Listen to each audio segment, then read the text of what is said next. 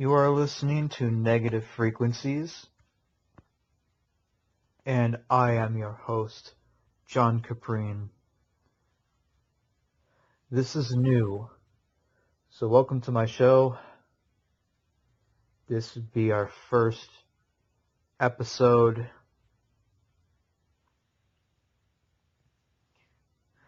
I've been listening to a lot of Thomas Sheridan lately. He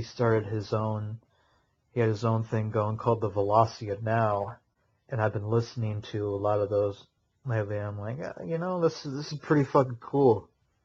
Yeah, so I'm gonna make my own show. That was Cold Riser by La Mia Culta from the album Woman Scarred. Beautiful, beautiful music. Awesome album. Great artist. She started out as a black metal band. She played black metal in Russia, and then Woman Scarred took a much darker, more melancholic turn. And then we haven't heard from her in a while, and then all of a sudden back in like 2016, 2017, she started doing collaborations with Corona Barathri, and if I'm correct, I believe she even sung vocals on the Corona Barathri and Michael Ford compilation, which is also another great album. I recommend that too. What we're going to be talking about tonight is some very dark shit, hence the dark introduction music. I talk about vampires and astral predators. Before I forget, I'd like to give a special thanks to Napoleon Fernandez for making a very informative Facebook post recently.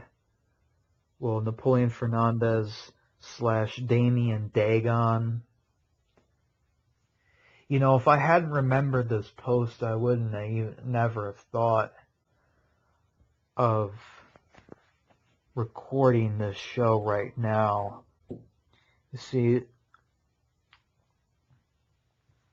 these aren't going to be like the Velocity of Now. These aren't going to be weekly. These aren't going to be consistent. They're going to be very random and chaotic. It's whenever I get the inspiration, whenever I have the will or spontaneity to record an episode based on what I already know or have, I'll do it. It'll be random. I'm recording this at night right now. It's 10:24 p.m. Eastern Time, where I am right now. And the Facebook post that this concerns is on black magic, demonic pacts or pacts with Satan in medieval lore.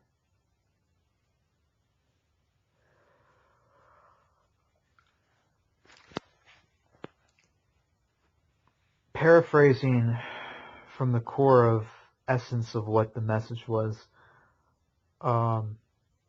demonic pacts was a practical form of black magic sorcery that was performed and is illustrated with instructions on how to do it in the medieval grimoires. There are 5 essential steps to the creation ratification of such pact. And these pacts can either be a satanic pact for where a witch is yielding herself over to Satan, yielding herself over to the void and anti-cosmic current of Satan, or it can be for a more like mundane, like Faustian thing, like yielding their soul or yielding service over for material gains. And the instructions how to do so are such as this. First, the witch must know what she wants in her own head and must take several preparations for the ritual of ratifying and the summoning the pact. And this involves a period of abstinence, any range from 3-5 to a week. 3-5-7 days to a week. The more energy draining, the more intense the ritual. Could be like up to 10 days. And the reason why all ceremonial magic, all grandiose rituals drain your energy. So you got to build that energy. So this abstinence, it varies, but it's got to be a personal thing that you're giving up. So you're going to abstain from sex, you're going to abstain from drugs, alcohol, eating meat for 5 to 7 days before the ritual. Second, the witch sets up the altar, lights the candles, sets up the ritual, performs a series of incantations and conjurations to get into that altered state of consciousness, to open up the rift between herself, her imagination, and the void.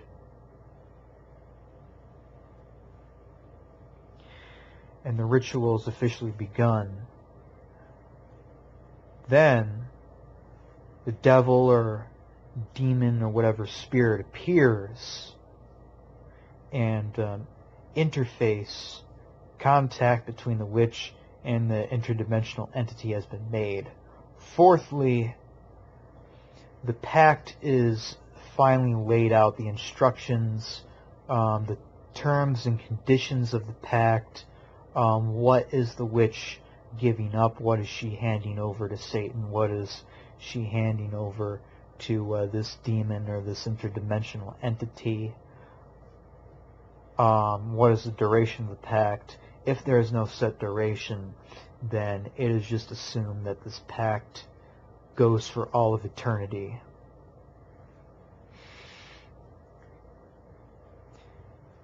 It is written on parchment and is signed in the witch's blood. Fifthly, if the pact is successful, after the ritual and everything's closed down, the witch will no longer cast a shadow or show a reflection when looking in the mirror or standing in front of a mirror. Now that is just what Malaris Maleficarum, Hammer of the Witches, witch hunting books, and the other craft from the enemy, the Catholic Church, who, hunts down paganism and hunts down the witches, have to say about that. But it's very deep and fucking profound symbolism of what's going on here. And I wanted to fucking dive in that and provide some examples of culture and books, media, where I've read this before.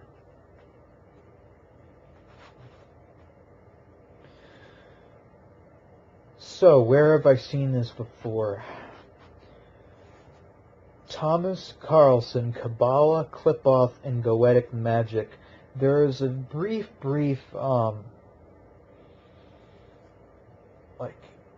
even a full page is dedicated to it, probably 1 or 2 paragraphs at most. And it was on the chapter of Gamaliel, which is the dark side of Yesod, the astral, and the Kabbalah, Clip-Off. So Gamaliel, the Clip-Off of Yesod, the Clip-Off of the astral realm. And in this chapter, Thomas Carlson just doesn't give much more in a paragraph on what vampires are and why they get burned by sunlight, why they don't cast a shadow or a reflection in the mirror, and such as this. because when someone commits to a life, an existence of spiritual predation, something happens to them, and they're no longer in this fucking physical reality. Well, the master, the adept of this, or even the slave who becomes completely consumed by this power and becomes enslaved by it.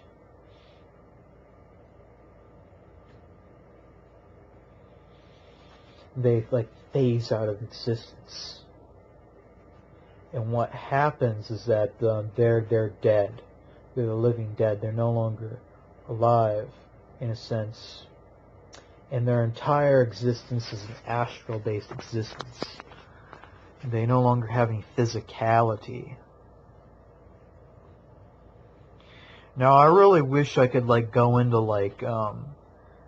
the Skull and Bone Society, the 322,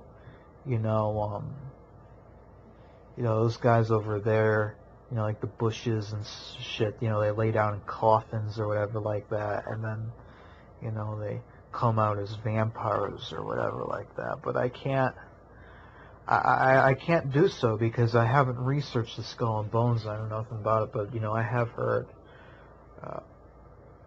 Uncle Bearheart, one of his videos, he said that, advanced vampires or astral predators, they no longer have a physical body, or their physical body has been warped so much that they have a more astral existence, and basically they can just dematerialize. You ever seen in video games or movies or something, you walk up to an auspicious character and they're in a black, all wearing black or whatever like that, and then poof, they're gone, and in their place a murder of crows just disperses. It's kind of something like that, where they vanish and they just they were never there. It was really a bunch of crows all along, or that's what they turn into. The way Hollywood depicts it does look pretty over the top and pretty, ridiculous, but there is some real deep shit going on there. And they're not even in this plane. They're not supposed to be here. What they're doing is they're accessing Malkuth, these interdimensional, they were once human, but they're astral predators. They have died and they've been reborn in the astral, and they've come back. They're able to access the earth through the Thanti-Thaxath tunnel on the Tree of Klipoth. Because how it works, there are 10 spheres, then there are various wormholes or tunnels in between them that link the spheres. So they're in the astral plane, they're accessing the earth through Thanti-Thaxath, but the earth is not their true home, and neither is the tunnel Thanti-Thaxath. Gamaliel, the astral sphere of Lilith, is their true home, and that is the real reason why they cannot go out in any sunlight, why silver banishes them, or why a wooden stake in the heart banishes them back into the astral plane, because because the earth is no longer their fucking home. They've abandoned it, they've forsaken it, and so now for brief periods of time, they can come to this physical plane in a physical form, but it takes a tremendous amount of energy for them. This is kind of similar theophany, which means the manifestation to how the dark gods and the real titans of the abyss, when you get into spirit evocation, Goetia evocation, and conjuring up the devils, and literally not any Kundalini or Chi power, but actual entities, that's why, like, Aleister Crowley, wrote about, sacrificing animals, because these entities, they use that mist coming off there. Well, traditionally, like in the old school grimoires, there are living sacrifices to give them a temporary etheric body to take place, but Crowley actually said you can just use incense smoke. They'll use that incense smoke, and you'll see faces, you'll see dragons, you'll see fangs, you'll see claws, bestial, like werewolf type of things in the smoke. That's what these vampires are. They're like that. They're an illusion. They're not really there.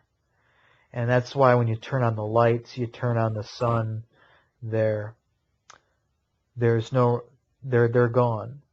And because of that, they're much less dense, almost like a mist presence. That's why they don't cast a shadow. I mean, I'm sure they do cast a shadow, but like, their shadow would be like a bunch of water droplets in the air, like a mist. Like, there's nothing there to cast a shadow.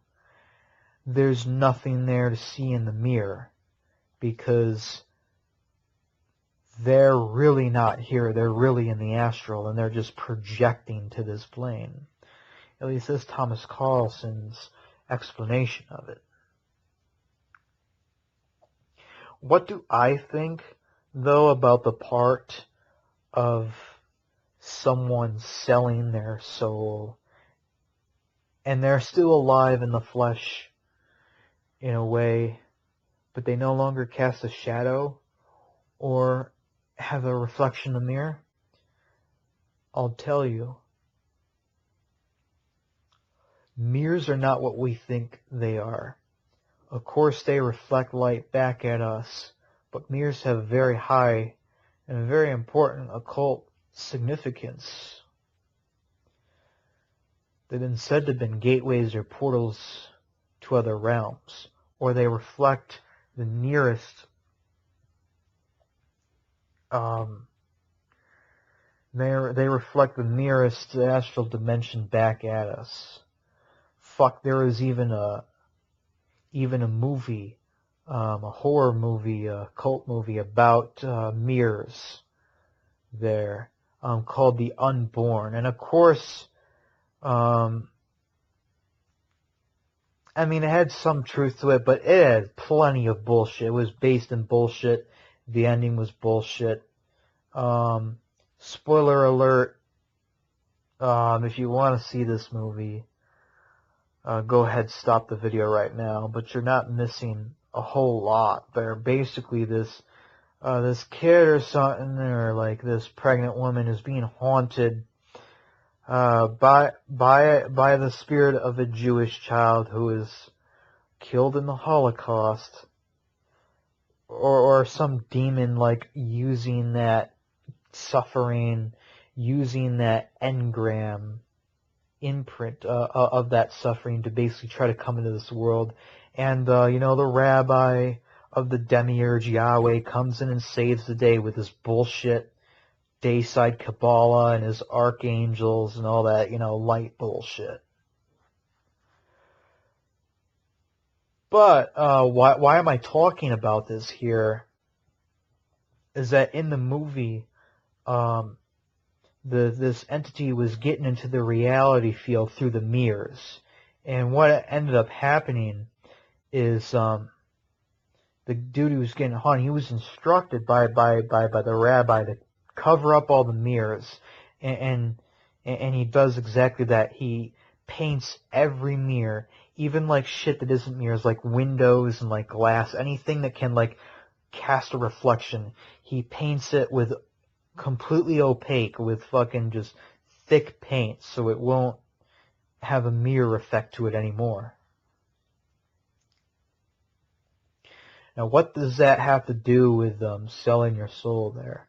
Well, the true black magic in there, and I'm going to quote The Enemy, someone I really, really don't like, and that's Eliphas Levi. Now, Eliphas Levi says that the only true sin is spiritual suicide, which is essentially embracing the clip-off, embracing basically the path of individuation. And yes, I just invented that word. It's not gibberish. Okay, individuation is when you're creating yourself, you're building yourself up, you're becoming more and more, you're coming more and more into this reality field. Individuation is the exact reverse of that process. And basically, Gnosticism, anti-cosmic Satanism, and void worship are the same thing. It's basically death worship. And you are individuating yourself. You're becoming less of yourself. You're emanating back into the void. And the way I describe that process, illustrated as kind of like an hourglass soul, is that most people on the path of magic and the right-hand path of the light, they're coming more into this being, like a flower budding. Okay? Now, the Satanist who is seeking the second death is seeking the reabsorption of his essence back into the absolute, back into the gaping, yawning Gaguna gap, back into the void. Picture that budding flower, okay? But just press a rewind and just press a rewind on it, and it folds back in on itself, That's what the Satanist is doing, is going back into hell. He's folding himself back up, basically spiritually imploding and just leaving a nuclear blast in his wake. The soul has gone supernova. Now, Eliphas Levi is saying that that to embrace this path, you're killing your higher selves, you're killing your planetary selves that exist on the Sitra Kedusha, on the Dayside Kabbalah, and you are cultivating, strengthening the selves that exist on the Dark Kabbalah, on the Clip-Off tree. So you're killing your angelic selves, you're killing your light selves, and you're feeding your demonic selves. But even the demonic selves are just a means to an end. They're going to be all annihilated and absorbed by the void in the end too. So you're just doing it as a means of the end. You're becoming more and more wicked and satanic. You're opening up a Stargate, and you are the Stargate, and basically becoming like a puppet, becoming a hollow shell, a cadaver. And very few people can do this without experiencing some severe trauma and possibly permanent, fucking damage and shit, where they got to be in a psychiatric ward or something for the rest of their lives. Or, some people break and they kill all their friends and family and then themselves, or they become a host to some clipothic or goetic entity or something. There's a lot of pitfalls on it. Now the Fireborn, they're a causal spark. Their causal fire replaces all that they have killed. So they aren't completely like a meat puppet to the demonic, but they're completely functioning now. Their soul, if you can even call it that, has been so mutated and so grafted, and soul modification is what it is essentially. It's been so changed and moved around that they're no longer being sustained by God, if you can call it that. They're no longer being sustained by the Godhead within, but they have a bilocational link to the void, and they are being sustained by the fires of the void itself. The smokeless fire. Now let's go even a step further, okay, and talk about the serpent born, which Matthew Whiteman, author of Kitvei Kodesh HaKol, Volume 1. That is the only Matthew Whiteman book I have. He's also wrote Songs of Samael, The Serpent Shidger of the Nakash el-Ashur. Haven't read that one yet. And he mentions that the serpent-born are able to actually survive this individuation, and not only are they, they're not a meat puppet of the void, but they actually transcend that altogether. They transcend the liminal boundaries between self and other, and in a way, they become a completely new creature. Now, that is the apex Satanist. That is the, few are called, but even few are chosen, and that's literally one of those very, very, very few souls, few chosen, by the void itself, who can actually go through that permanent transformation and still have a life. And still have a life, and still have a retained personality, and still have everything about it. Not many people make it through that. Most people become puppets or vessels for these interdimensional entities. So true black magic is spiritual suicide. You're killing your higher selves. Okay? Now, I'm not talking about, low black magic, oh, you're hexing someone or something, or, doing money magic, or, preying on people, for your business or whatever like that. That's low magic. I'm talking about high black magic, the Thurgy work, the great dark work, is basically putting your soul to death, killing your higher selves, and becoming inverted, literally, on all levels. Levi warns against this.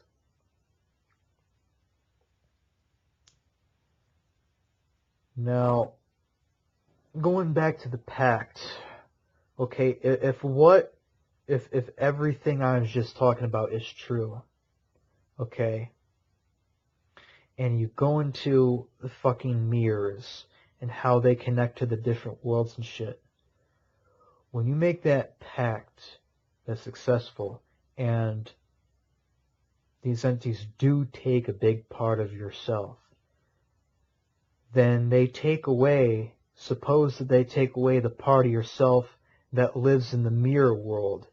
You see, you won't cast a reflection in the mirror anymore, not because mirror reflects light, but because, the mirror does reflect light, but you won't, others could probably see you, but you won't see yourself by looking in that mirror, because that other you who exists in the mirror dimension has been taken, and that astral double, in that parallel universe, is absent. It's no longer there. Why you no longer cast a shadow? Because even though a shadow is an absence of light. Now let's go even fucking crazier and talk about Curtis Joseph's concept of backwards reasoning. Okay? Backwards reasoning is like you have a candle and it flickers around and it casts shadows. And the light banishes the darkness. It pushes the dark away, and that shadow is completely empty. It has no power, substance of itself. It wouldn't exist without the flame. Well, backwards reasoning says, well, It's not the flame that's casting the shadows. It's actually the shadows that are pulling the flame and pulling the light and making, jerking that flame almost like on strings and causing that flame to dance. See, that's backwards reasoning. Okay, now let's say that there's a name for the shadow. Okay, just like there is a spirit, just like there is an angel, for every bone in your body, for every cell in your body has a name. Okay, the shadow is an entity and it has a name too. It is a conscious and the life and everything too. Well, you just gave up those parts of yourself to the devil. Okay, so literally, I mean, it sounds pretty out there. It sounds like, straight up like Hammer film, like a horror movie or something like that, an occult movie. But metaphorically speaking, when you give up your soul entirely, or a big part of it, your shadow and your reflection, those internal parts of yourself have been taken.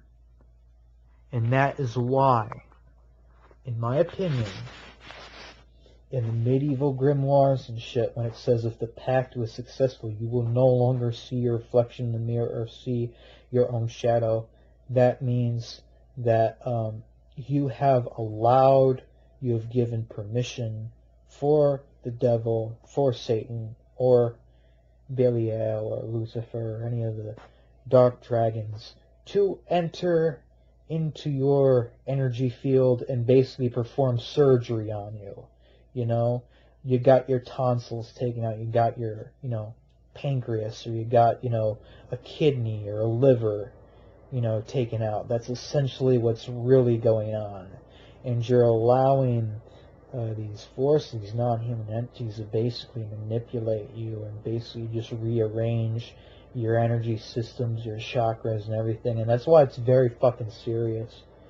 It is. You may think it's nothing right now, but it does completely change you in one way or another. You're never the same. Again. Now, in regards to vampires, I have probably the best book on vampirism right now, and that is and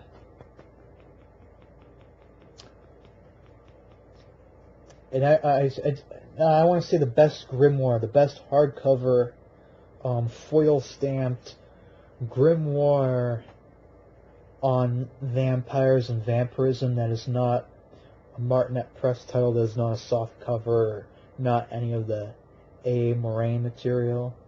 I'm not putting that down or saying that's bad or anything. I never even read it yet, but I'm saying like an actual practical grimoire on that, and that is Sacerdotum Umbrae Mortis, Death's Shadow Priesthood by Giles de Laval. In this tome, it's one of Giles de Laval's thinner books. It's only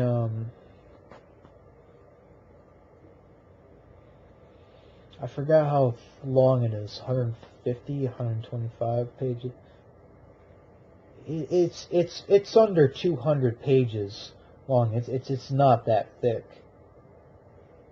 But as a practical system of initiation into the Qliphoth and to the Canaanite Death Shadow Ravenants, the Canaanite vampire priests of Canaan. And one of them is a burial rite where you bury yourself alive, and then you become arisen as a new energy parasite. I want to talk about that, the burying yourself alive there. I've been thinking about this, and I've been wanting to do this for a while now. Not so I could come out and become a vampire or any of that dumb shit, even though that would be fun. And if I did turn out to be a vampire, I wouldn't abuse it. the power, because, you know, we're trying to transcend the bullshit. We're not trying to become enslaved to feeding off everyone else's energy, and then when we die, oh, we can't leave Earth. We're stuck here, and we gotta fucking feed, because that's where all the food's at. I'm going off topic here. Basically, the self-burial is a death and rebirth of the individual. He lays himself down in a coffin, or he says you can use a closet even. You can use a wicker basket with a lid on it. But the most effective and also most dangerous way, you put yourself in a box, you lower yourself 1 or 2 feet under the soil, 3 feet if you want to be extra good, and you lay a bunch of soil on top of you, and of course you got to have a breathing tube on there so you don't run out of oxygen, and you're wrapped up in this burial shroud almost like a mummy, so to minimize movement. And the whole point of this is the sensory deprivation. You know, like very similar, they got the sensory deprivation flotation tanks, where you basically go and you lay in a vat of brine, fucking salt water, you know, and they close the lid over top of you at a very dim light, and it would slowly go out, and it was all black, and you'd lay naked with nothing in there, no sound, no music, no sensory stimulation, and this is supposed to trigger a psychedelic experience. Now, in my honest opinion, even though I've never done this myself, I've never floated, and I've never been buried alive, from what I've read about the flotation tanks and the self-burial is that basically the self-burial rites were the old school equivalent of the flotation tanks. Think about it. Before they invented flotation tanks and they wanted a psychedelic experience, they did not, even think of, floating in a dark, capsule. So they buried themselves alive instead, and it produced the same results. Because think about it, you're surrounded by total darkness, you're immobile when you're buried alive, or when you're in the flotation tank, you're floating. All 5 of your senses completely cut off. You have no external reality to feed into your mind and tell you what reality is. You are essentially going into the void, and your inner world is all that you have. Your thoughts, your imagination, the images you have in your brain, your internal dialogue, that is what creates your reality. And when you're cut off from the external world,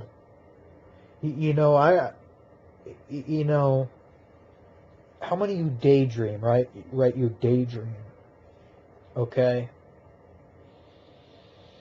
How many of you, you're on a job, you're doing a job that you hate, or you're on a long bus ride or something, and you just drift off and daydream and whatnot like that, How many of you lucid dreamed? Okay, now get this.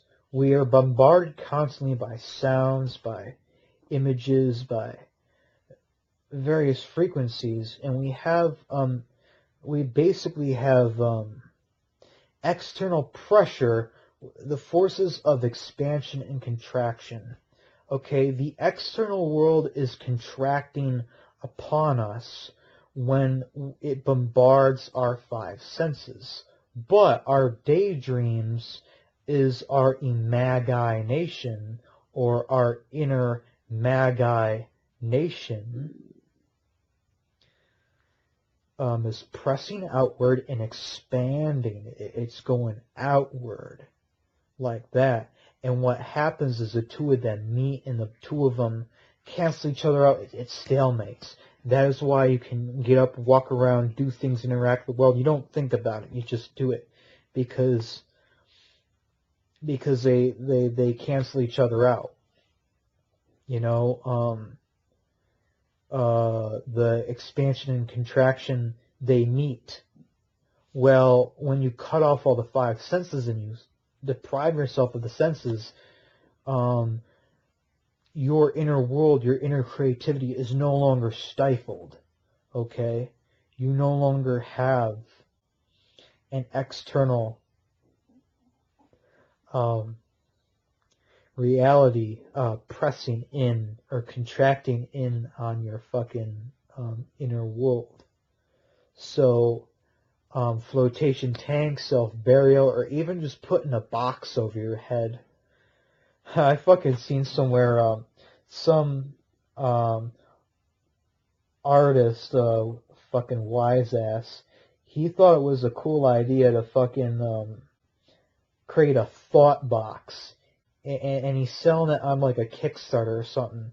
So for $600 you can get a box that you place over your head, and it comes with a stool. So you just sit there with your own thoughts.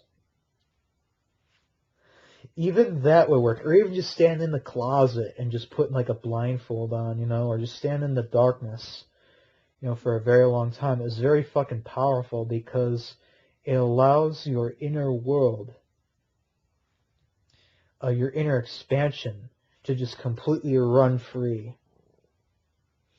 And being in there for however long it takes, 15 minutes, 20 minutes, 45 minutes, couple hours even, half a day, you will get that psychedelic experience, and you don't need any of the drugs. You don't need any acid, marijuana. You don't need any of that shit. It can enhance the experience, but I don't think you'd want that or need that, because you'd be really, going well beyond the means and limits of where you gotta go. So, self-fucking-burial. Also, in Sacerdote Umbrae Mortis,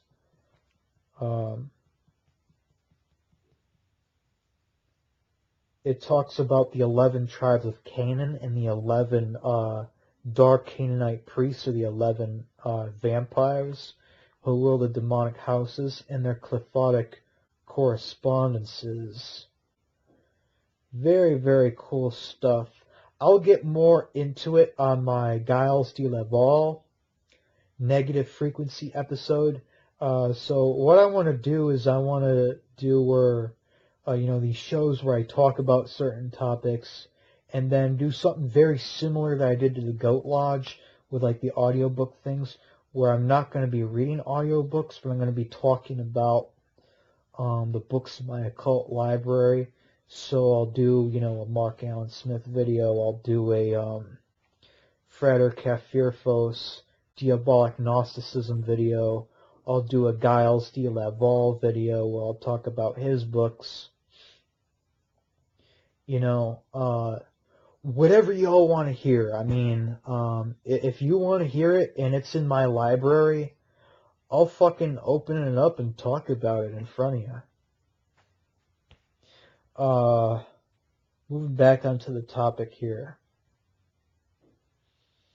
Okay, what's the difference between werewolves and vampires? I reckon it's very similar to the predator versus parasite.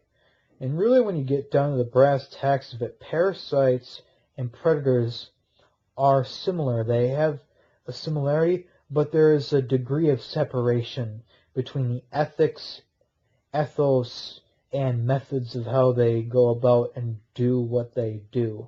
Okay, so a predator, a large cat or a wolf or something like that, it's quick, it kills, and it takes exactly what it needs. A parasite also takes exactly what it needs, but over a much slower and long period of time. The parasite keeps its host alive for the longest duration that it sees fit, and then it either leaves the host or it kills the host when it sees the host is no longer useful to it. So, werewolves shape-shifting into an animal, that is very fucking real. And I've experienced something like that. I mean, I've had a dream before where I was like a werewolf, and it was in first person. And I was in an office building, and I was very fast too. That's how you know you're in a werewolf dream, when you can move insanely fucking fast, stupid fucking fast, like animal fast. I fucking ran up the wall or something.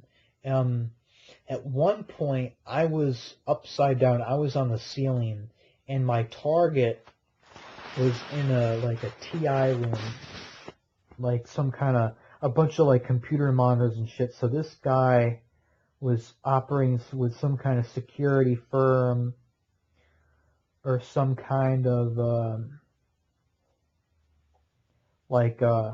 spy, data mining and collection agency that's spying on the people. And I don't like that shit. So I don't know what my mission was, but it was some kind of mission. I know I was about to kill him or something like that. I don't remember how it ended or what I did after that, but I woke up shortly after when I realized what was going on. Didn't get to chew anyone's faces off, but I really, really fucking wanted to. The dream. So I know that's fucking real.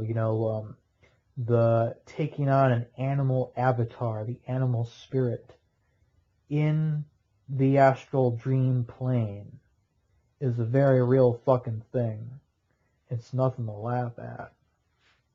Whereas a parasite doesn't need to do it on the dream plane. He can do it in his waking life. And I've had experience with this shit as far back as 2011 and 2012. You see, before I really knew what I was doing and going on with it, I would read a lot of Michael W. Ford. I mean, I started out with The Joy of Satan, the Satanic Bible, and reading Michael W. Ford.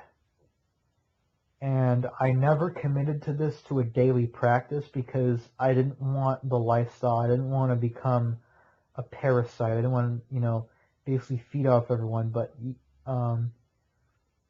yes, it is basically... Okay, I'm not responsible if you fuck your own life up or if you become an addict, an astral aura addict, okay? If you fuck yourself with this, then your fucking fault. You go fuck yourself with this, okay?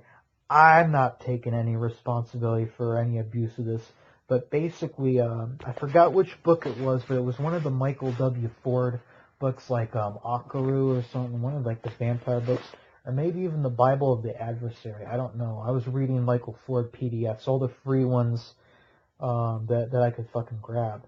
It basically has something to do with like pushing a serpent or a tendril out of your palm, and you're pushing it into someone else's aura, latching onto their onto one of their chakras, or when you're feeding out the aura, that's called energy ripping. The Joy of Satan also teaches this as well. If you're advanced enough, you can pierce their aura, you can latch onto one of their chakras, and you can feed off one of their chakras there. I remember I was sitting in like fucking history class or something like that, and my American history teacher, he's a nice guy. He actually is the fucking superintendent now, or the principal. He fucking runs the high school now that I grew up with. But I remember it was either him or one of the other students, and I pushed that astral tendril, visualizing it, holding that visualization in my mind's eye, in my imagination, pushing that outward, and just latching onto my teacher, just to feed for a few seconds. Then I retracted it back into me. I didn't feel anything right away, and fuck, I should have kept a journal and been a lot more aware. I mean, I might have gotten energy on it, but I don't remember like getting like a whole bunch of energy from. But yeah, there's been other times where like I fucked with that. I mean, I know it's real. I mean, I've silenced crying babies in like strollers. Okay, like 'cause I was trying to buy alcohol at like a liquor store, and I was walking, down like a fucking like a strip mall, and there's a screaming like kid, and I hate screaming kids. I mean, it's not that I hate children. I don't hate children, but I hate their behavior, and I'm very easily agitated. Okay, I'm quick to anger, and you do not want to anger me, because that is when I let my shit out of the bag. Literally my fucking snakes and everything. You ever play that game, The Darkness? Um, the first-person shooter game, and you got these demon black tendrils on your HUD? I fucking love that game. I fucking played the shit out of that game when it came out in like 2006 or something. I love it. It was my favorite video game. It's based on the comic by Top Cow as well, on The Darkness. You play as Jackie Estacado, and you're in this Italian crime family. And on your 21st birthday, you are infected by a very dark entity, by a demonic parasite, by a macrobe. Basically, this comic universe's equivalent of Satan. It's just called The Darkness. It just calls itself The Darkness. And you get these powers, and these demonic tendrils are actually part of your heads-up display. So you have a gun in each hand, a pistol in each hand. You have these tendrils and things. You have these two dragons. They come out of your shoulders. And by the way, Jackie Estacado's character was based off Ozzy the Haka from Persian mythology. So I got into the Ahriman shit too, both through Michael Ford and the Church of Ahriman. So I've played with that too before. The Darkness 2 is much better because you got what's called quad wielding, so you can have a handgun or a submachine gun in each hand. You can slash actually with one of the dragons that's coming out of your shoulders, and you can like grab onto like a car door or something. It was almost like a shield, and then shoot your guns through the window, fucking hole of the car door, and then just like throw it at people. It's so badass. Quad wielding. I've had The Darkness 2, the second game, with the one with the quad wielding since like 2013, I want to say 2014. Yeah, 2012, and I fucking still have it ever since. I went back to it and played through it a couple of times. It's very linear. It's much more linear than the first game. The first game lets you, wander around New York City in the subways and everything like that. The Darkness 2 is a much more linear game. But it's still very good. It's still very great. Anyway, go check out that game out. Just type in The Darkness gameplay or The Darkness 2 Xbox gameplay, and then come back to me. Okay? So what ended up happening is this kid's like screaming, this hideous fucking sound. I'd rather hear Joni Baez singing or fucking listen to someone raking old rusty nails on a chalkboard than hear a screaming Bambino. So what I did, I let out my darkness arms from my back And just like Jackie Estacado from the darkness, I visualized one of my dragons. I just, with all my anger, I just, I grabbed onto like one of those kids in the stroller and I'm like, silence!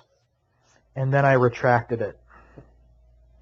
I walked away out of the strip mall and I did not hear any more crying. I know, it's pretty fucking dark.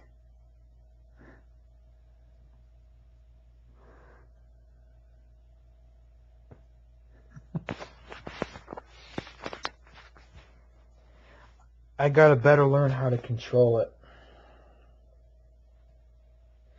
Because it's very real.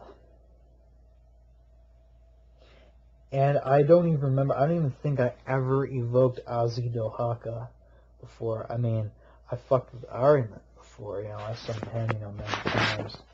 Several times over, like, summer and 11th grade and everything.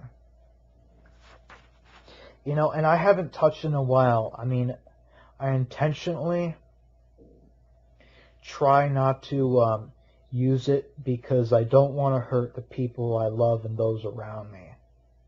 I mean, even like when I'm around my friends or I'm around people, I try to go into my imagination. I try to scan the area, and if there's any like, if my tentacles, if my shit is like fucking piercing through me and flailing about, I make a conscious effort. I do everything I can to like retract those back into me, and then what will happen? I'll see them pop back out, wiggling about, and then I'll have to just pull these tentacles back into my being. It's fucking insane.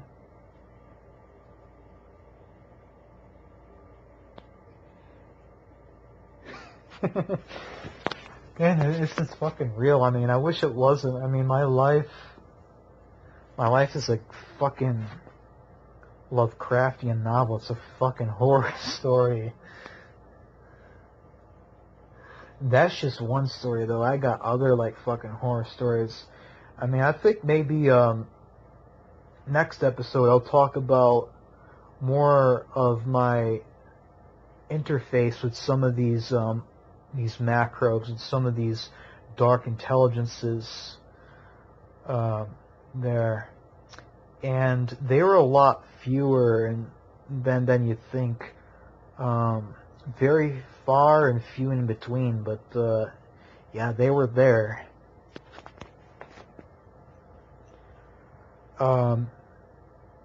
So the truth is, we have all this shit.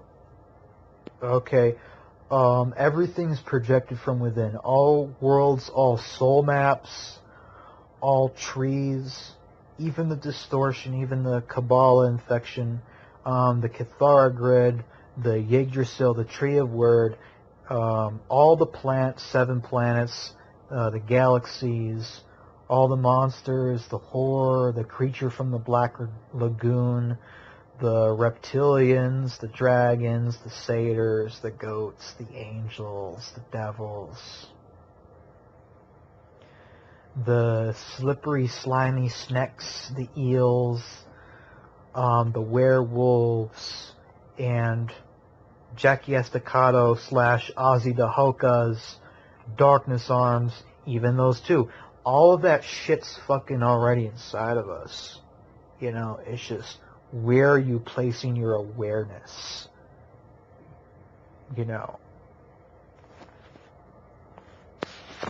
So I really fucking veered off topic. I really went fucking...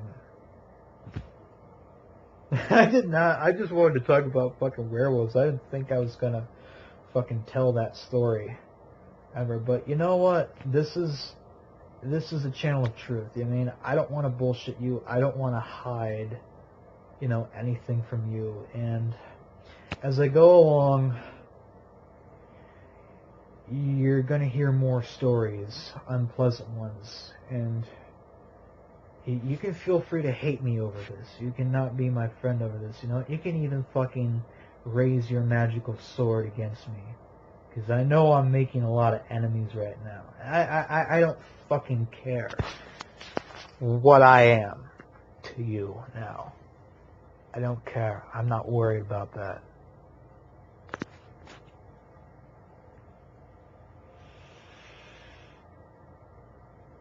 I never said I was a nice guy. So anyway, parasite feeds through other people, feeds on other people. As long as that host is of some kind of use to them, it keeps them alive. Now the werewolf, the predator on the other hand, the predator owns himself, though. The predator just follows the basic laws of, nature, and he eats meat, he kills and takes what he needs from it. The parasite is not given that honor, not given that freedom. So like the predator is free, the predator is wild, and the predator is noble.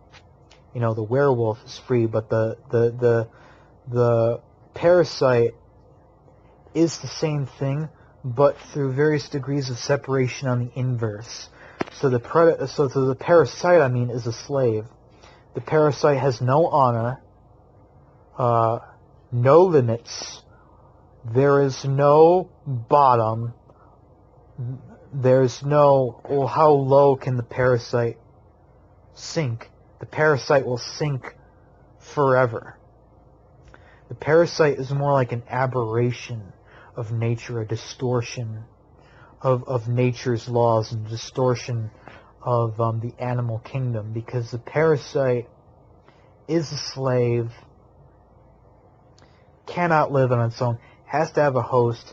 Also, parasite hates its host. It has a very militant fucking alien hatred for its host. And you want to know why I think the parasite has such a hatred for its host?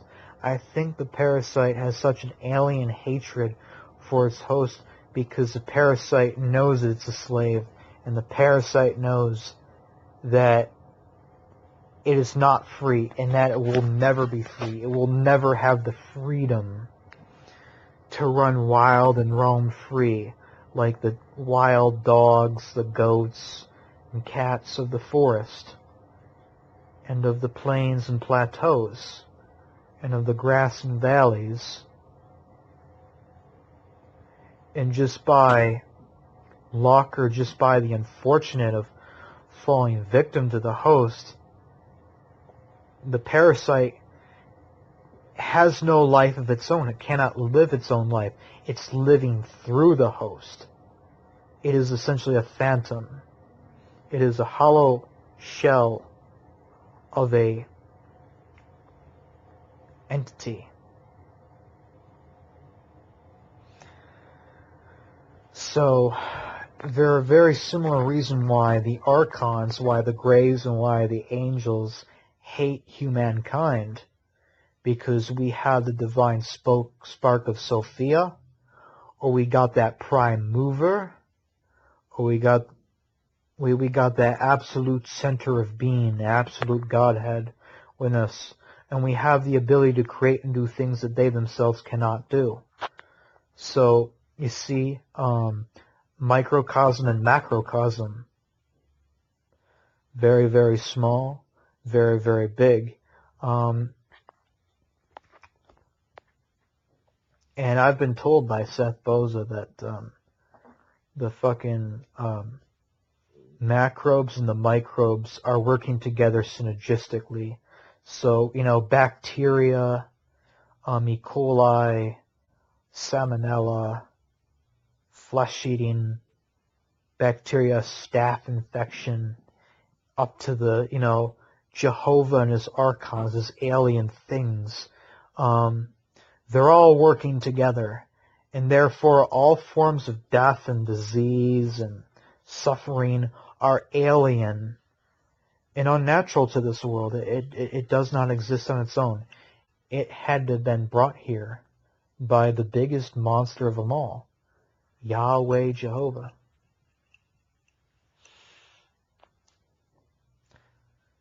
God, which when spelled backwards means dog, 'cause it is a fucking dirty dog. Of a fucking bullshit deity. It's undeserving of any worship.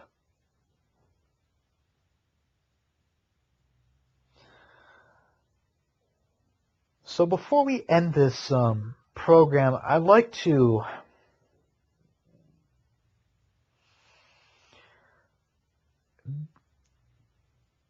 end it with a slightly lighter note. It's still going to be pretty dark. I want to talk about the seventh Hellraiser movie, Hellraiser Deader. And you know, if you know me, you know I'm a fucking fan of Clive Barker and the Hellraiser films. And I'm a fan of fucking Doug Bradley as the Hell Priest, as Pinhead. I really wish that Doug Bradley didn't quit the Hellraiser movies, or they didn't drop him, because he was the perfect fucking Pinhead, Hell Priest. And they can't replace him. I don't care who's playing the Hell Priest now. If it's not Doug Bradley, it's not Pinhead. In the seventh Hellraiser movie, Hellraiser Deader, it's about this girl. She's offered this opportunity. Spoilers alert beyond this point. Stop right now and go watch the movie if you care about not having it ruined. Okay, spoilers begin now. She's given an opportunity, like a journalist, to go over to Romania and check out this strange, bizarre cult of people called the Deaders. And it's basically like a counterculture, like subculture, like the Goths or whatever. But these Deaders, they do these really bizarre rites that basically to escape the limits of their own physicality, and then they become like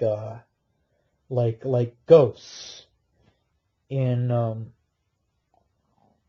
the human plane, and it shows an example of this. There's a scene where she's in the subway in Romania or something, or in the Balkans, and she almost falls down onto the tracks or something pushes her towards the tracks.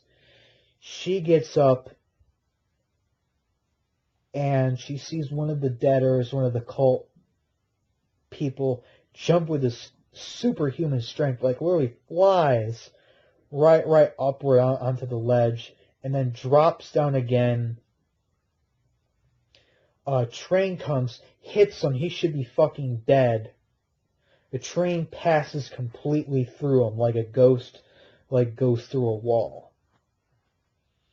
He should be dead, but there's nothing to be seen. There's just a fucking brown trench coat, a tan trench coat, and a pair of khaki-colored slacks. So there's just a jacket and a pair of pants on the railroad tracks, on the subway tracks. No blood, no flesh, no body. She's like, what the fuck was that? I gotta find out more. So what she ends up doing is she ends up finding their cult there, and she enters into their little secret church, little compound there.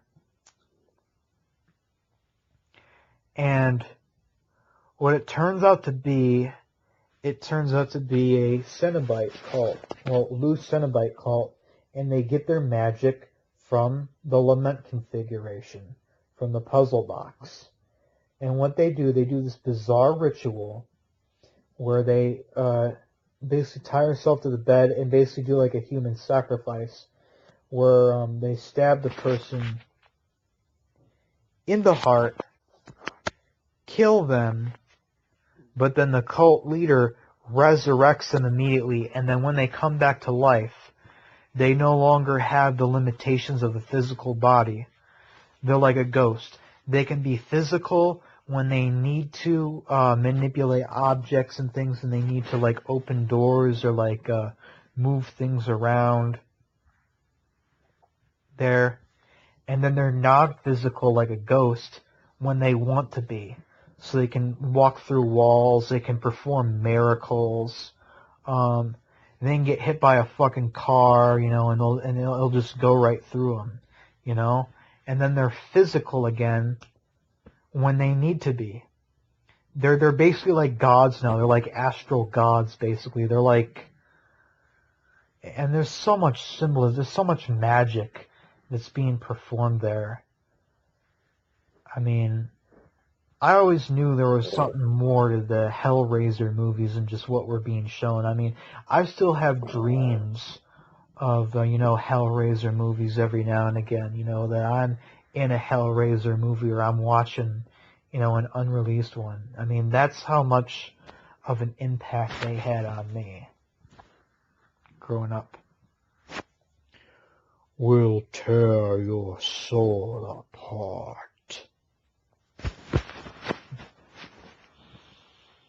So, I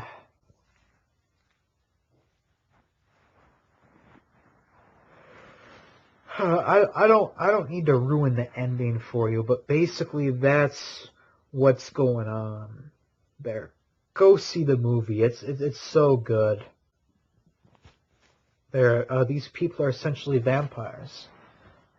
They transcend the limits of, well, physicality, and now they're phantoms. They stalk the earth. You know.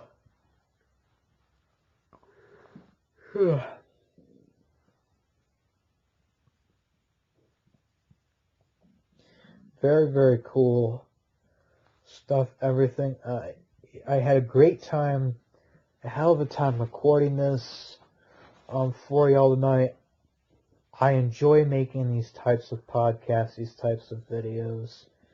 There's going to be more to come, but don't expect anything, you know, every week even, or like every month even. It's going to be on a fucking spontaneous,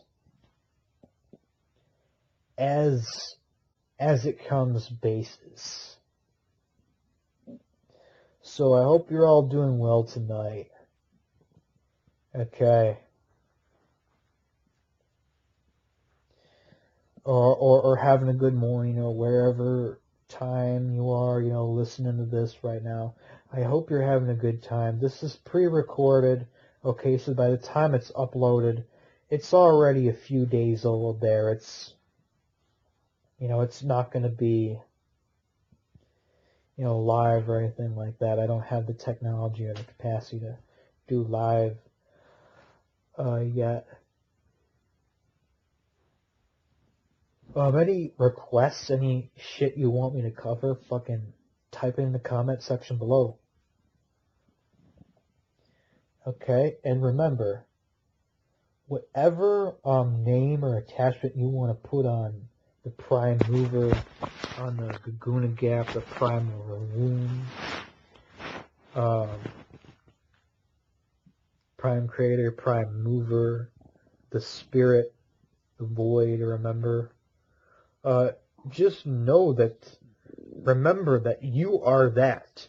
You are it. You are the Supreme Being. Every god and goddess already lives inside of you. You have the power within. You are the Supreme Being. Do what thou wilt. Hail Satan. And like I tell to some of my brothers and my students when I end a conversation, stay wicked, do bad shit, and terrorize the astral tonight. Wicked dreams to y'all. I have one more tune for you.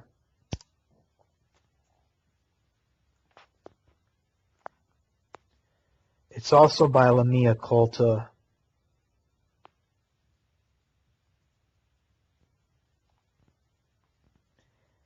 FFF. Also taken from Women's Star. I had to start over for you. Sorry about that. Shouldn't have talked.